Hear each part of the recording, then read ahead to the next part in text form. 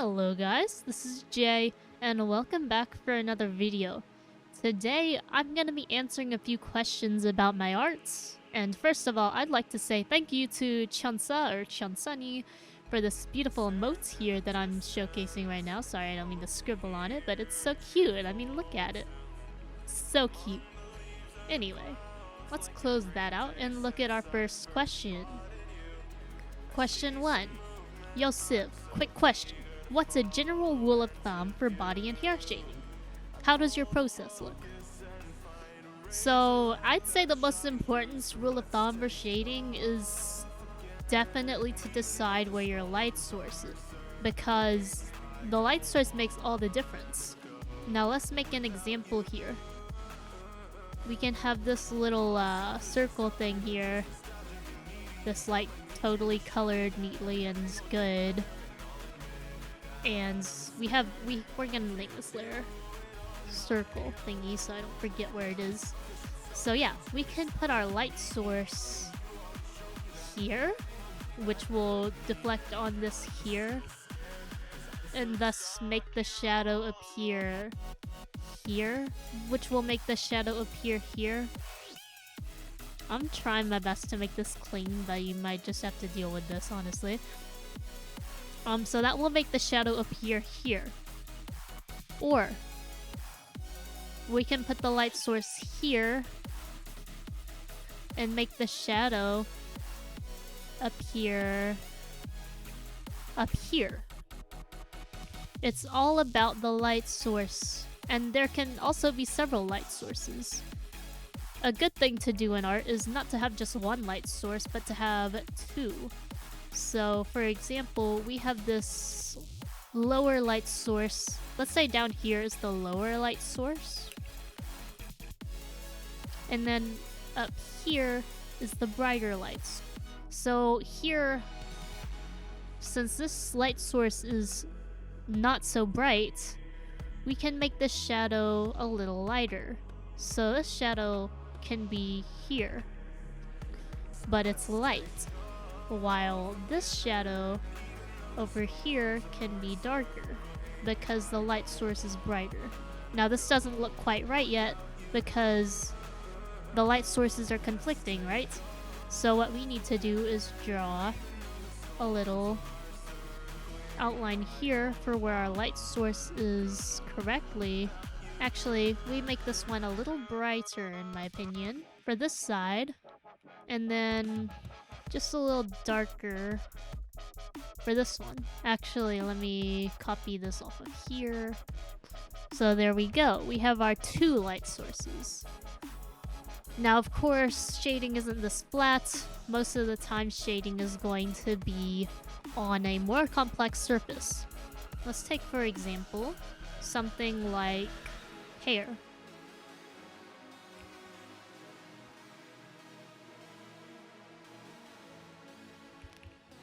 So this hair is not too simple. We have many parts of this hair. We have this part here. Then we have these parts. Now this is all how I draw hair. You don't have to draw it this way, obviously. But this is just an example of how hair is supposed to look in my drawings. So we have different parts of the hair. It's not all one section. So how do we shade this? Well, we decide our light source first, which can be up here. Now the light source is gonna point downwards, which means the shadows will be moving this way, the same direction as the light source. Color pick this, go over here and shift the tone a little bit, and then shift the hue.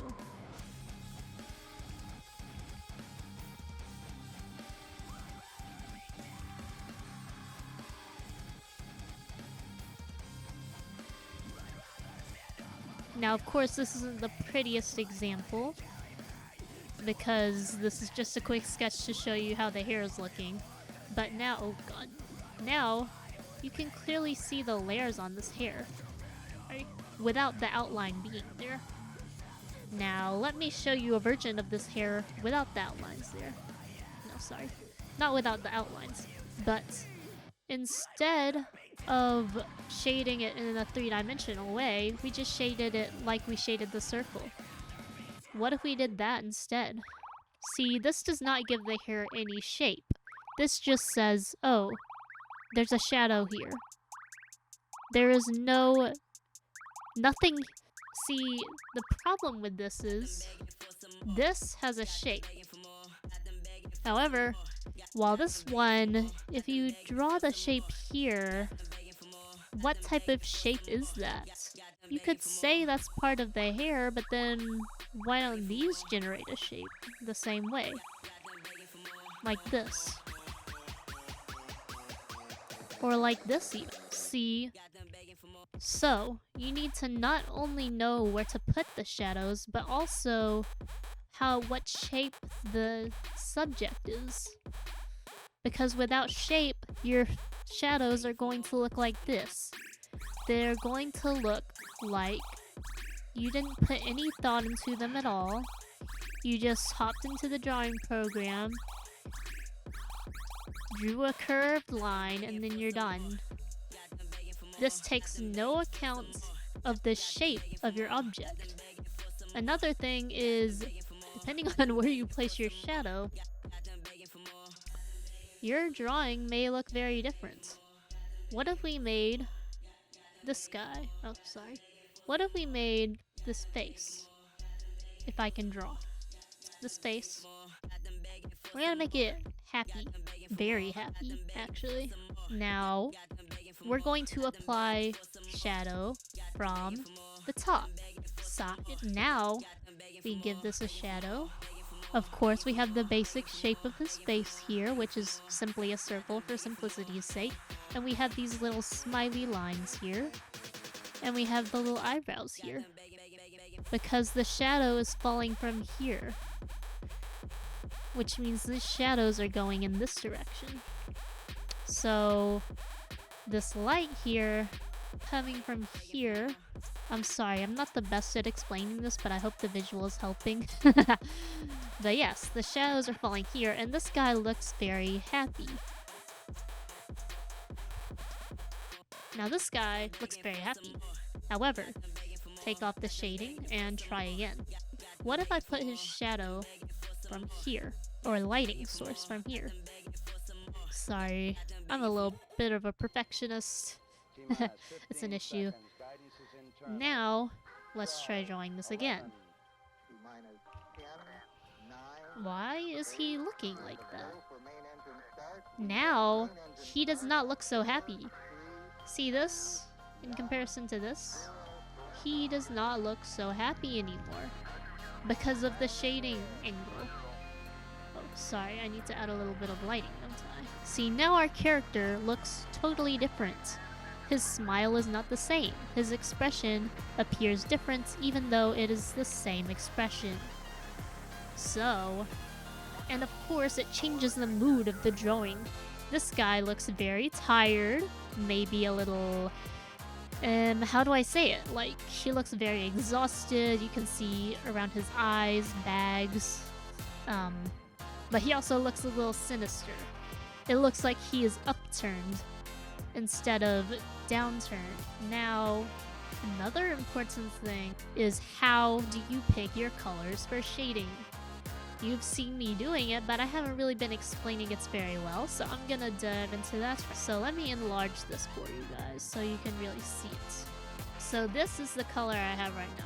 Like if I eyedropper this, it changes into this color. Now, the way I've been shading this, first, I generate a new layer, I do clipping on it on top of this layer so that it clips onto this layer and I can't color outside of it. That's an easy way to do shading, especially if it's simple cell shading like I tend to do. So, I pick my color, this one's a very neutral gray, and first I'm going to drag this to the right and down. To the right and down. And then I shift the hue just slightly, so I go to this side, this sidebar, and shift it in the opposite direction that I shift my lighting from. Now that looks nice. Now I color pick back to this, but I change the tone, shift the tone. I'm not sure which part this is called, but it's something like that. Shift the tone to the top left. Remember, top left for light. And of course, shift the hue on the slider bar up in the opposite direction of the shadow. Now that looks very nice. But let's contrast it. What if I just did this, color picked this, and just lowered it? What if I just did that? Well, and then what if I just did this? I just heightened it. That does not look the same. In fact, it looks very washed out and very drained of color.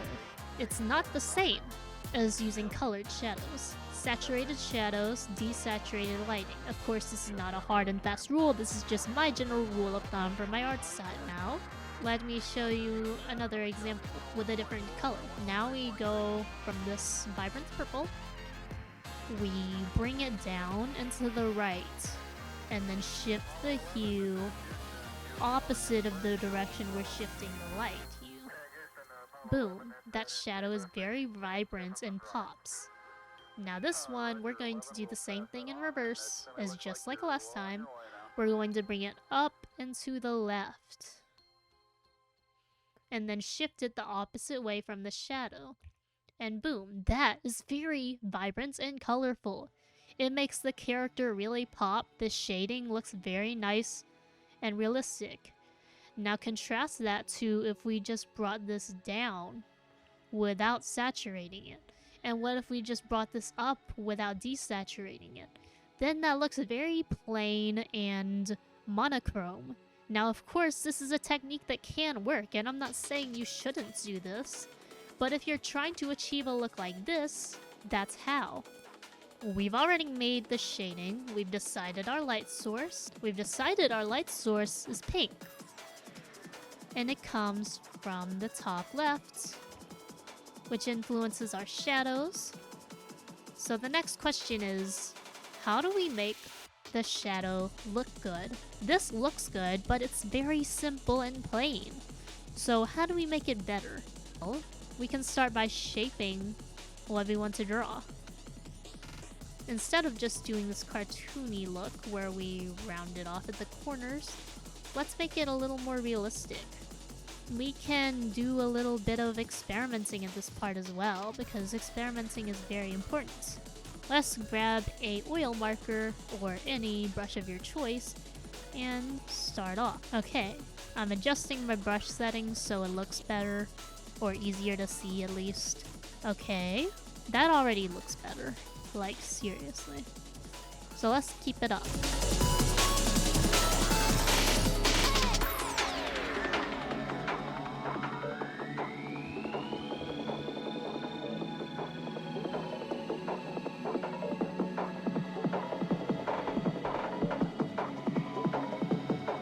Again, this is a very simple step-by-step. It's not perfect. I'm not the perfect artist. No one is, but this is just my tips. Now, why am I doing all of this with a paintbrush instead of just using an airbrush or a gradient? Why am I going to the trouble of coloring all this by hand when airbrush exists? That's my question, guys. Why am I doing all this? Like, genuinely, it's taking forever, isn't it? Well, in my opinion, drawings look better when they look handmade.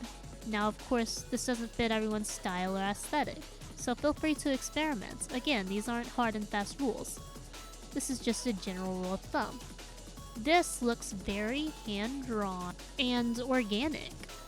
This looks like something someone made.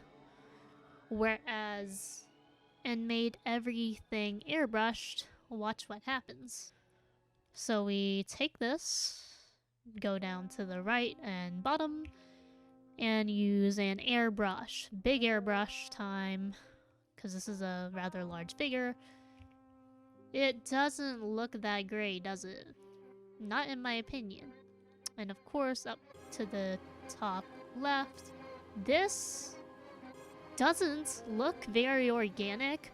This looks very shiny and smooth, whereas this looks very organic, very clean and clear. Well, not exactly clean exactly, that's not the word I mean, but something along those lines. The shape is very communicated, it's there. Like, you can feel it. You can imagine how this object feels from the texture that I'm using on this brush. See, if you zoom in more, you might not be able to see it in the YouTube video, but on this, you can see texture. Whereas this, it's all smooth gradients. And that, in my opinion, does not look good with this art style. That is why I prefer either this shading or hard shading. Because hard cell shading really makes a drawing pop, especially in the cartoony style, like mine. Now, watch what happens when I add this shading onto this drawing, and just add a little outline of hard shading. It makes the drawing all the more interesting, doesn't it? See, you have a clear outline of where this character starts and ends, because this shading is very dark or very light and contrasts very strongly. Instead of with this character, when you're just looking at the soft shading, you're not sure where he ends or where he begins. He's just very round, very rotund, which isn't a bad thing depending on your art style or what you're trying to portray. But for me, I like to add a little sharp edges, or at least a little highlight here and there, just to show that this guy isn't exactly what he might appear like when he's like this. So that is how, well, that is several general rules of thumb for shading. And what does my process look like? Well, but let's start from the beginning, shall we?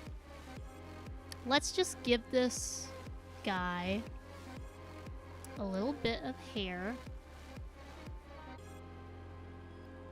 to shade and show you my full process quickly, not step by step explaining every single bit, not taking it apart, just drawing the hair.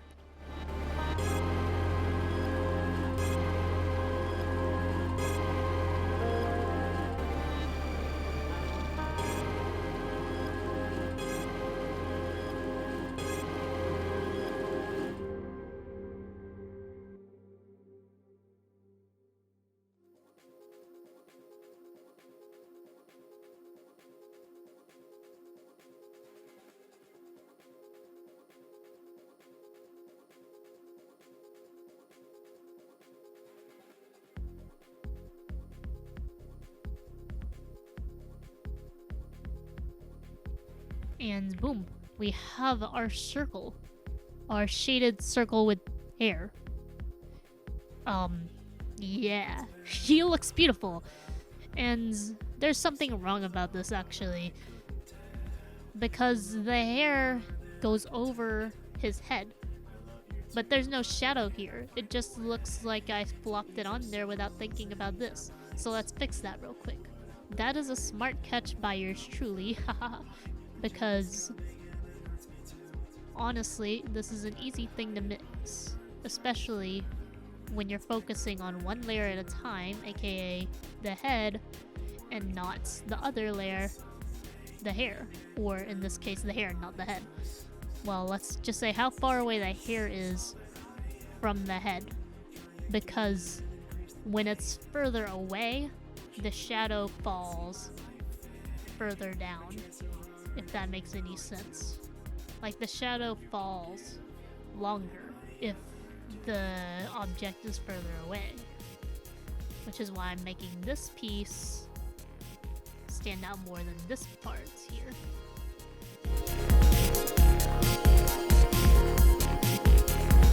Now I believe this blob is finished. let's give him a round of applause for being the first blob that has ever existed in the entire universe, actually. Use him as a reference for shading. Perfect. I hope you guys enjoyed this tutorial. And if you did, make sure to like, subscribe, and of course, support me on Ko-fi. As you can see on screen here, we have ko-fi.com/sivkenny, and link in the description that you can click on in case you don't know how to type. Our current goal is not concrete, $400, 50% there, and more for Achievable Aspirations, my project that I'm running on this channel. This right here.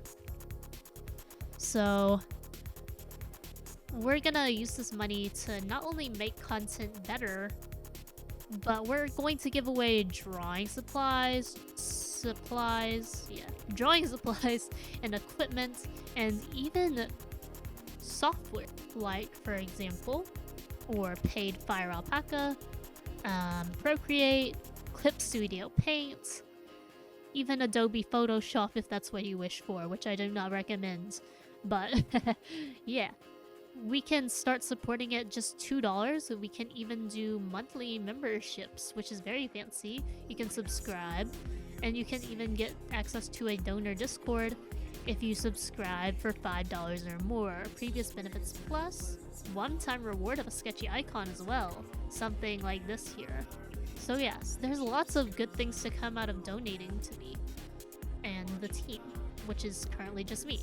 So make sure, if you enjoyed this video, to support us either by liking and subscribing or by donating, or maybe even both.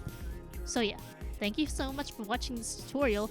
If you have any of your own tips or advice in the comments that you think is relevant, please share in the comments. And share this video with your friends in case they need help with shading, or if they just want to watch a cool video. Yeah. Have a good day, everyone. Bye-bye.